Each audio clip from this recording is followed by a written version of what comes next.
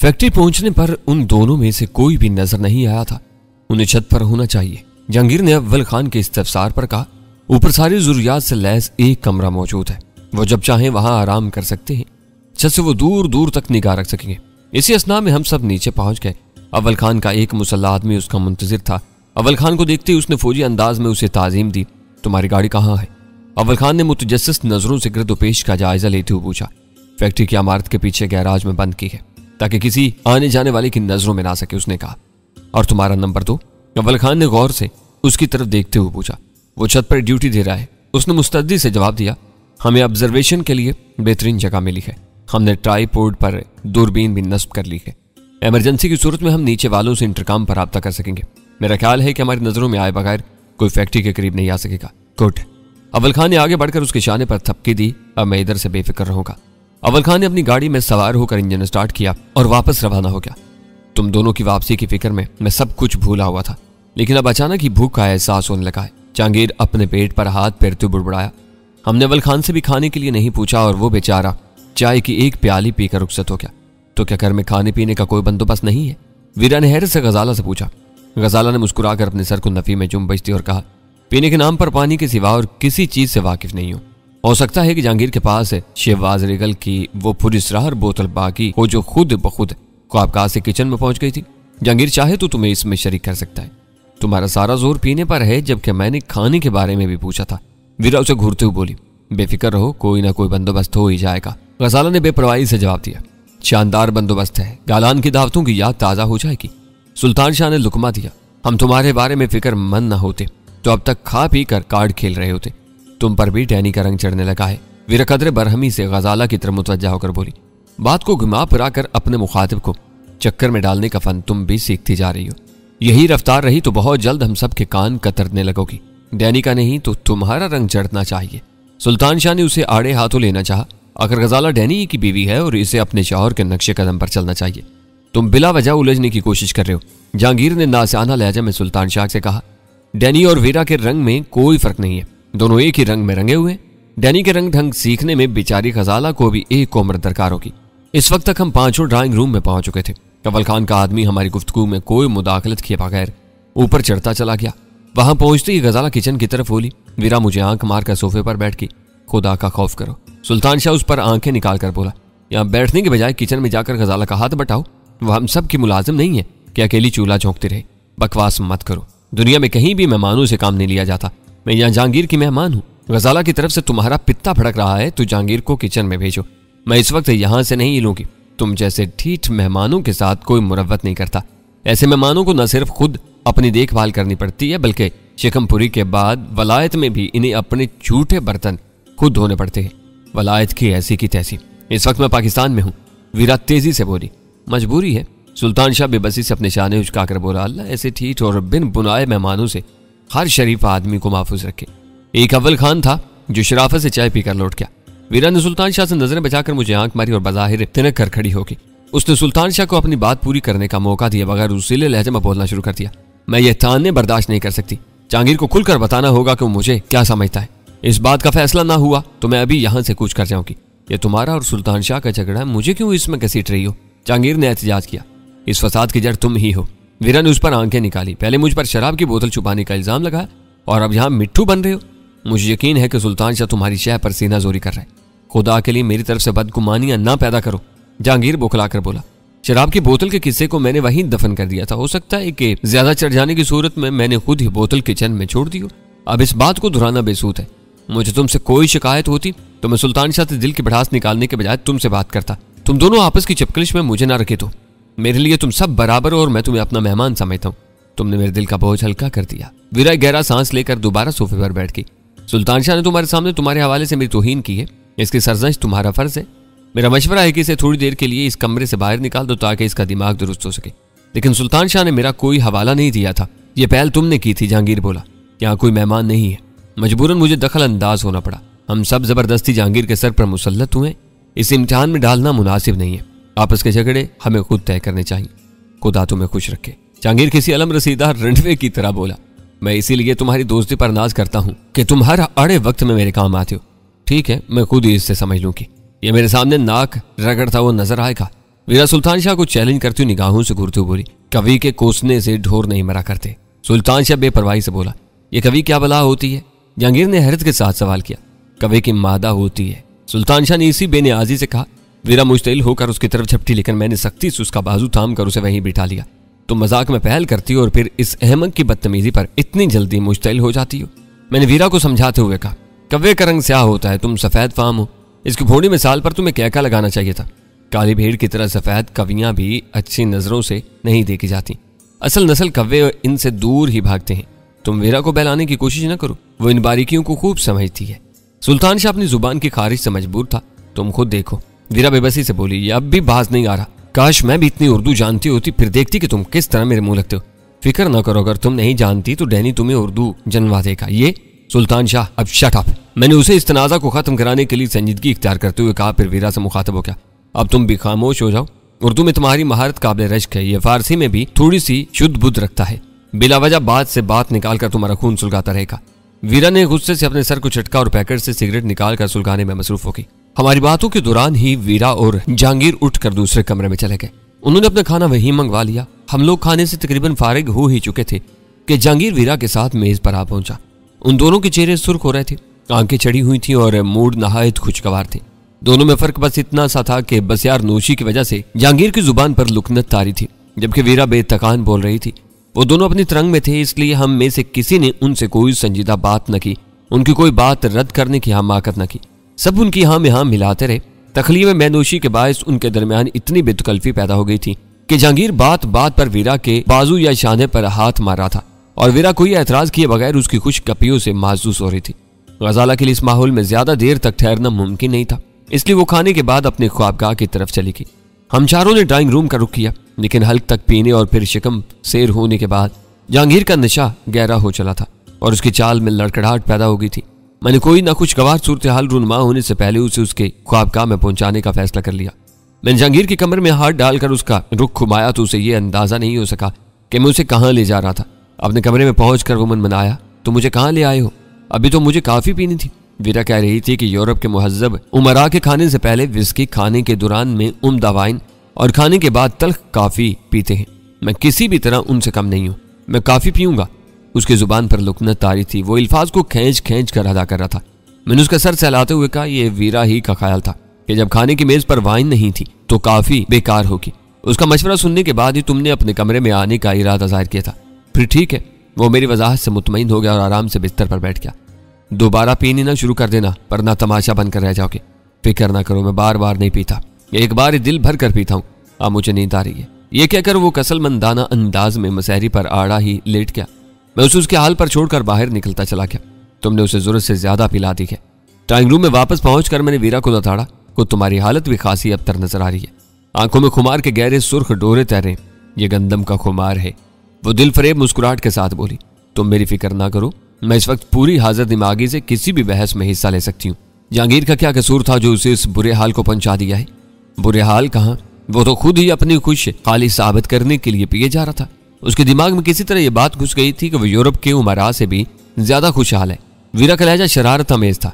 तुम ही ने उसे उकसाने के लिए यूरोप के किसी बड़े आदमी का जिक्र छेड़ा होगा। वो मेरी मजबूरी है, क्योंकि मैंने सारी उम्र ही ऐसे लोगों में गुजारी है। इसका मतलब है कि तुम्हें जहांगीर के साथ अकेला छोड़ना खतरनाक साबित हो सकता है। तुम बिला वजह इस बात को तूल रहे हो। इस वक्त उसका सो जाना ही बेहतर था। क्यों? क्या वो तुम्हें सींग मार रहा था? मैंने तल्ख लहजे में पूछा। मैं कुछ बातें करना चाहती थी, वो संजीदगी इख्तियार करते हुए बोली। उसकी मौजूदगी में हम खुलकर बात नहीं कर सकते थे, इसलिए मैंने यही मुनासिब समझा कि वो हल्क तक सैर होकर पी ले, ताकि उसे गहरी नींद आ जाए और हमें तखलिया मुयस्सर आ जाए। अब हम खुलकर बातें कर सकते हैं। तुम्हें ऐसी कौन सी बातें करनी है जिनमें जहांगीर हारिज होता? क्या हम उसके सामने मोतीलाल के बारे में बात कर सकते थे? उसने जवाबी सवाल दाग दिया। इस वक्त तुम्हें अचानक मोतीलाल क्यों याद आ गया? मैंने उसे घूरते हुए पूछा।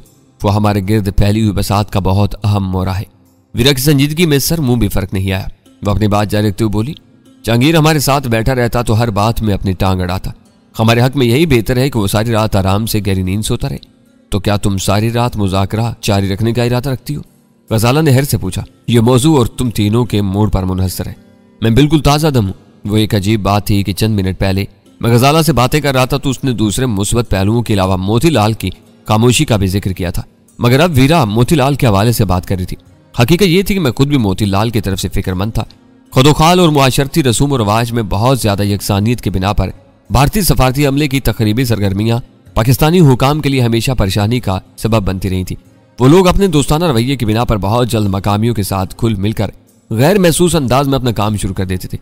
इनका आलाकार बनने वालों को गुमान तक नहीं होता था कि वो किसी मुल्क दुश्मन साजिश का ईंधन बनाए जा रहे हैं।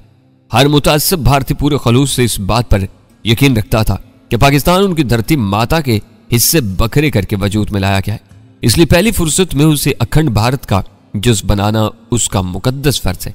मेरी नजर में मुल्ला सरकार इस मिशनरी जज्बे की मुमताज तरीन मिसाल था। उसने अपना घर बार और वतन छोड़कर सिंध के एक दूर उफ्तादा कस्बे में अपना मस्कन बनाया और अंदर से कट्टर हिंदू होने के बावजूद एक मुसलमान मौलवी का रूप धार कर बरसों सादालूद देहातियों में अपनी साख बनाता रहा।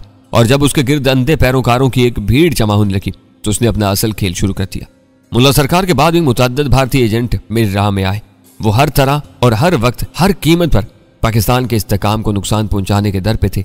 कभी सिंध के कानून शिकन अनासर की सरपरस्ती करके शोरश फैलाते हुए नजर आते तो कभी गैर कानूनी असलहे के अंबार मुल्क में लाद कर लाकानूनियत की सरपरस्ती करते नजर आते। एक निशाना हर आने वाले के मद्देनजर रहता था कि पाकिस्तान की एटमी सलाहियत को नुकसान पहुंचाया जाए।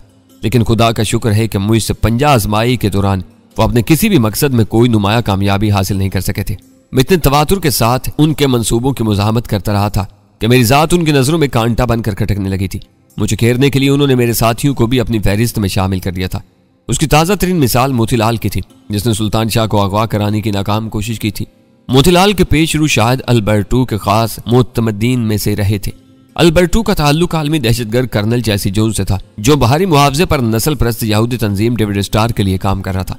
शक्ल शबात की यकसानियत की बिना पर अल्बर्टो ने जफर का रूप धार कर स्पेशल टास्क फोर्स में मुलाजमत हासिल की थी और अरसा दराज तक अव्वल खान का हम मनसब बल्कि कराची में उसका जानशीन रहा था। अल्बर्टो ने अपने दौर में जो खद्दार STF में भर्ती किए थे उनके रवाबत मोतीलाल के कौंसल खाने से थी। मुझे घेरने या मारने के बारे में मोतीलाल इतना मुस्तैद था कि उसने सरदार पाइंदा गुल के आदमियों के जरिए मेरे अगवा की सुनगुन हासिल करके तुरखम की सरहद पर अपने आदमी मामूर कर दिए थे। वो जानता था कि शिंगारा वैली से मैं जिंदा हूं या मुर्दा, मुझे तुरखम की राह इख्तियार करनी पड़ेगी। और हुआ भी यही। लंडी कोतल से उसका मुखबर मेरे पीछे लग गया और मुझे अगवा करके विजय दादा के हवाले कर दिया गया। लेकिन यह मेरे मुकद्दर की यावरी थी कि माफिया का डान और राह का सरगर्म एहलिकार होने के बावजूद विजय मुझे ज्यादा देर तक अपनी कैद में नहीं रख सका था और किसी कुत्ते की मौत मारा गया था। मैं महसूस कर रहा था कि इस बार भारतीयों के मवासलाती राब्ते बहुत बेहतर हो चुके थे। हमारे कराची पहुंचने से पहले मोतीलाल को विजय के भयानक अंजाम का इल्म हो चुका था। हम कराची पहुंचे तो जहांगीर मकाऊ से आए हुए चीनी बदमाशों के अजाब में मुब्तला था। उसे डॉन क्वांग फू के बदमाशों को चुंगल से निकालने के लिए STF को हरकत में लाना पड़ा। इस आम तरीन खुफिया फोर्स में मौजूद किसी गद्दार ने मोतीलाल को मेरी इस नई मसरूफियत से आगाह कर दिया और इसी खबीस ने मुझ पर दबाव डालने के लिए STF के आरिफ और सरवर नामी 2 एहलकारों के जरिए सुल्तान शाह को अगवा करने का बेदाग मंसूबा बनाया, जो बुरी तरह नाकाम हुआ। एक सुल्तान शाह के हाथों मारा गया, दूसरा नमक हराम अपनी कमीनगाह से पकड़ा गया। सुल्तान शाह ने उनकी तहवील से एक मुख्तसर और मखसूस ट्रांसमीटर भी बरामद किया जिस पर वो मोतीलाल से राब्ता रखते थे। शायद वो मोतीलाल से वाकिफ नहीं थे क्योंकि वो मास्टर के नाम से उनको अहकाम दिया करता था। वीरान इसी वक्त फैसला कर लिया था कि सपोलियो को परवान चढ़ाकर जहरीला नाग बनाने के बजाय फौरन हलाक कर देना चाहिए, मगर अव्वल खान मोतीलाल के जरिए कुछ और लोगों पर भी हाथ डालने के चक्कर में था।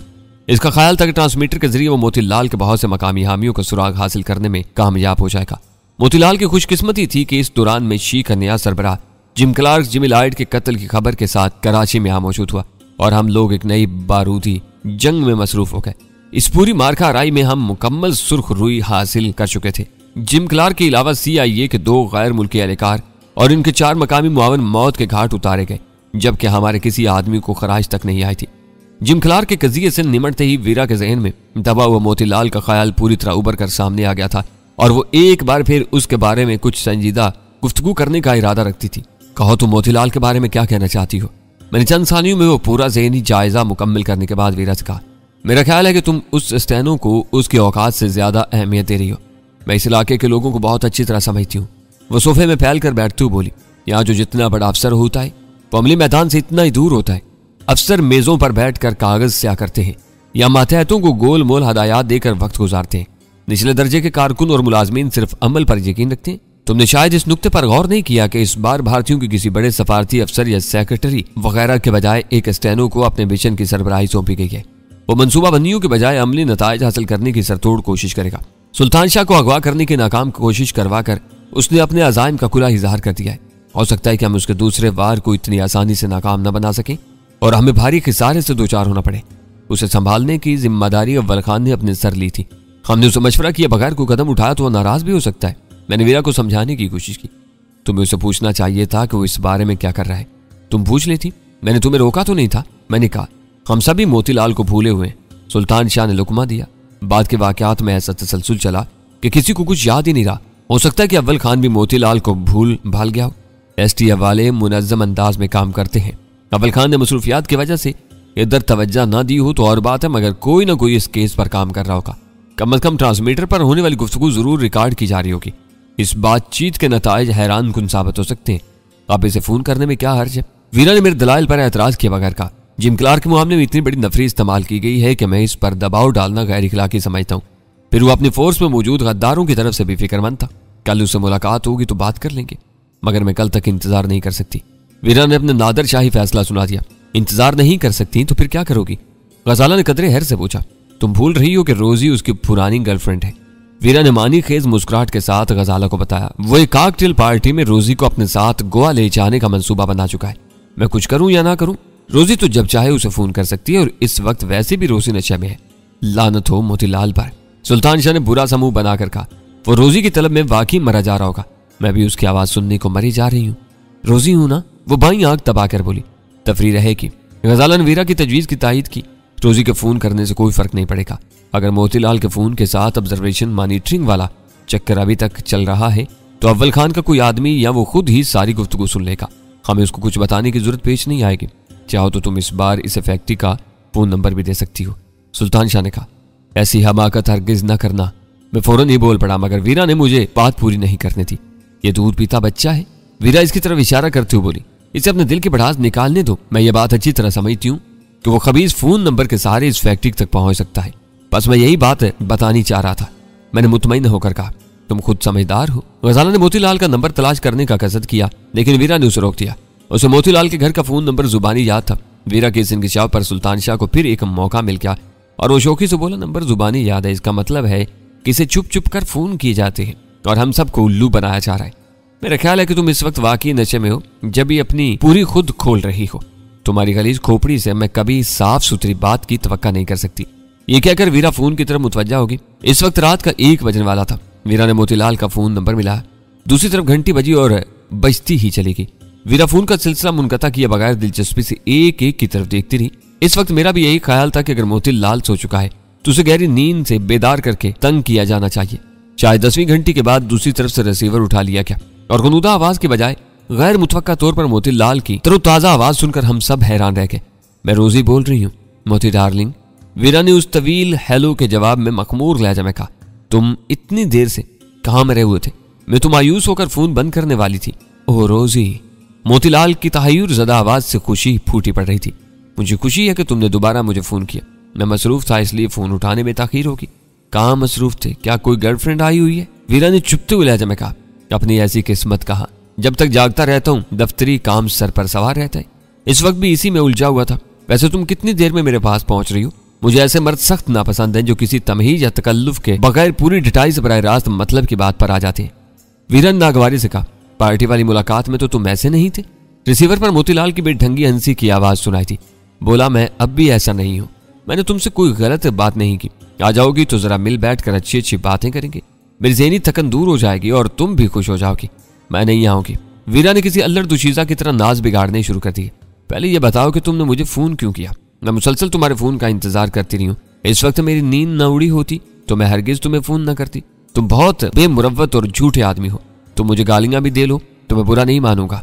दूसरी तरफ से बड़ी खुश दिली से कहा क्या मुझे तुम्हारा फोन नंबर मिल जाता तो इतने फोन करता कि तुम बेजार हो जाती। ये मेरी बदकिस्मती है कि तुम्हारा फोन नंबर कहीं लिख कर भूल गया हूं मैं और कोशिश के बावजूद उसे ढूंढ नहीं सका।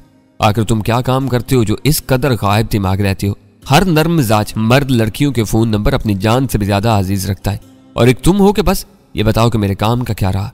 मिलोगी तो किसी ना किसी काम का बंदोबस्त भी हो जाएगा। तुम जैसी हौसलामंद और मुहिम जो लड़कियों के लिए कभी काम की कमी नहीं होती। काम और रोमांस के अलावा भारी आमदनी के मौके भी होते। तुमने कैसे समझ लिया कि मैं हौसलामंद और मुहिम जू हूँ? वीरा बतदरीज उसे राह पर ला रही थी। कॉकटेल पार्टी में तुमसे होने वाली मुलाकात मुझे अच्छी तरह याद है। उसे सफेद झूठ बोला, फिर अपनी बात बढ़ाते हुए बोला, मुहिम जूही का अंदाजा लगाने के लिए यही एक बात काफी है कि तुम दूसरी बार इतनी रात क्या मुझे फोन कर रही हो। वैसे तुम दिन में क्या करती हो? नौकरी तलाश करती हूँ, वीरा ने बेसाख्ता जवाब दिया, और नाकाम रहती हूँ। मैं नहीं मान सकता, तुम जैसी आजाद ख्याल लड़की तो लोगों को ढूंढने से नहीं मिलती। असल खराबी यही है, हर दफ्तर में बूढ़े गिद्ध मेरे कागजात देखने के बजाय ललचाई हुई नजरों से मेरे वजूद को घूरते रहते हैं। ऐसे लोगों से मुझे घिन आती है। कॉकटेल पार्टियों में शरीक होने वाली लड़की को इतना तंग नजर नहीं होना चाहिए। मैं तंग नजर नहीं हूँ, जोहड़ में सड़ते हुए पानी से मुझे घिन आती है। बहते गुनगुनाते नदी नाले मुझे पसंद है, जहाँ हर चुल्लू में नया और ताजा पानी मिलता है। मैं अपनी मर्जी से अपने बॉयफ्रेंड्स के साथ जिंदगी का भरपूर लुत्फ उठाती हूँ, लेकिन किसी दफ्तर में बीवी के सताए हुए बुढ़े गिद्ध की दाश्ता बनना मेरे बस से बाहर है। इसलिए मैं काफी दिनों से बेरोजगार हूँ। समझौता कर लूं तो कल ही नौकरी मिल जाएगी। खूब, तुम बोल्ड भी हो, तुम में तो बेशुमार खूबी है। तुम कब आ रही हो? पहले काम के बारे में कुछ पता चले, इसी के बाद आने के बारे में सोचूंगी। सरकारी खर्च पर ऐश और सैर तफरी, तनख्वाह मुफ्त में। मोतीलाल की तहरीर आमेज आवाज उभरी, इसे तुम तरीकाकार कह सकते हो। काम तो नहीं हुआ, सैर तफरी का कोई ना कोई मकसद जरूर होगा। तुम बहुत चालाक हो। शायद मोतीलाल ने गहरा सांस लेकर कहा, तुम्हें कुछ लोगों से फ्लर्ट करना होगा। वो लोग मुअज्जज और शौकीन होंगे, तुम उनसे कोई कराहत महसूस नहीं करोगी। इन्हें मुझसे मुतारिफ करवाने के बाद तुम्हारा काम खत्म हो जाएगा और तुम्हें नए नाम दे दिए जाएंगे। इस दौरान में तुम्हारी किस्मत ने साथ दिया और तुम शहर में एक बदमाश की निशानदेही करवाने में कामयाब होगी तो तुम्हें माला माल कर दिया जाएगा। वीरन जोमानी नजरों से हमारी तरफ देखते हुए पुरतजस्सिस लहजे में पूछा, कौन है वो? तुम्हें इसके बारे में भी ब्रीफ कर दिया जाएगा। अव्वल दर्जे का मक्कार और हरामी है। उसका दाव चल जाए तो वो आंखों से काजल तक उड़ा ले जाता है। आमतौर से रुपोश रहता है। वो तुम्हारा जिम्नी टारगेट होगा। मेरा ख्याल है कि वो मेरे लिए दिलचस्प शिकार होगा। शहर के रंगीन मिजाज शुरफा को फांसने के लिए तुमको बतेरी लड़कियां मिल जाएंगी जो हर शाम बन संवर कर बड़े होटलों की लाबियों और तामगाहों में लहराती फिरती हैं। शायद तुमने जिंदगी को बहुत करीब से देखा है, इसलिए बड़ी बड़ी बातें भी आसानी से कह जाती हूँ। मोतीलाल वीरा की सलाहियतों का एतराफ करने पर मजबूर था, लेकिन ये नाजुक मामलात फोन पर तय नहीं किए जा सकते। तुम आ जाओ, मैं तुम्हें यकीन दिलाता हूँ कि तुम्हें तुम्हारी पसंद का काम दिया जाएगा। ज्यादा नहीं तो मुझे उस नाबकार का नाम ही बता दो, मैं मौका निकाल कर सुबह तुम्हारे दफ्तर आऊंगी। सुबह? मोतीलाल की आवाज पर मायूसी की फटकार जागी। अभी क्यों नहीं आती? मैं किसी दोस्त के घर पर हूँ, इस वक्त बाहर नहीं निकल सकती।